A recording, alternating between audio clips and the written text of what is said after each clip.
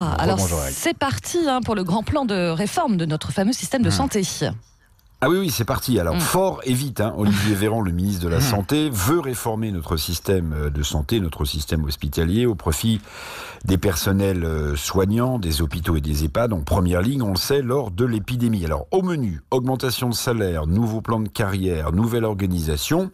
Olivier Véran s'est juré, promet que tout sera réglé à la mi-juillet. Alors mieux traiter évidemment infirmières, aides-soignantes, médecins, hospitaliers, personnels des hôpitaux, c'est évidemment la moindre des choses. Mais ce dont souffre notre système de santé, qui représente quand même 200 milliards d'euros par an, ce n'est pas en réalité un manque de moyens, mais des moyens qui sont mal répartis. Trop d'administration, pas assez d'opérationnel dans les services hospitaliers.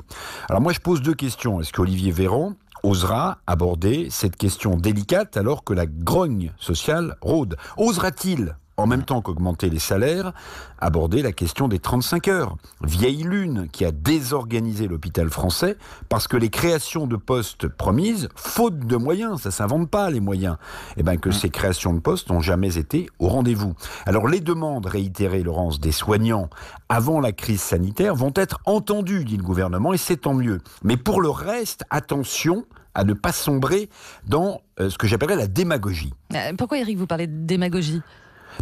Démagogie de tout promettre, Laurence, pour éteindre les incendies qui s'allument ici et là dans le pays par crainte de la crise sociale après la crise sanitaire. Tenez, ce chiffre, 22% des patrons estiment qu'ils vont licencier dans les semaines à venir. Crainte des Français.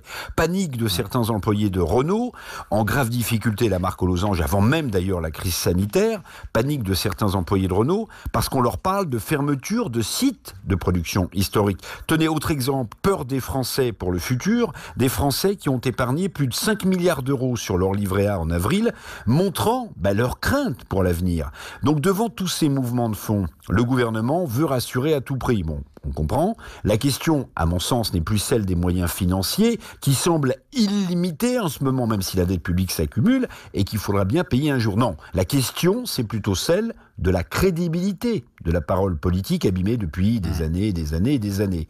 Le gouvernement marche sur des œufs démocratiques, élections municipales, sociaux, augmentation du chômage, financiers, je viens de parler de la dette, et puis sanitaire, parce que la crise de la Covid-19 n'est pas derrière nous. La période est délicate.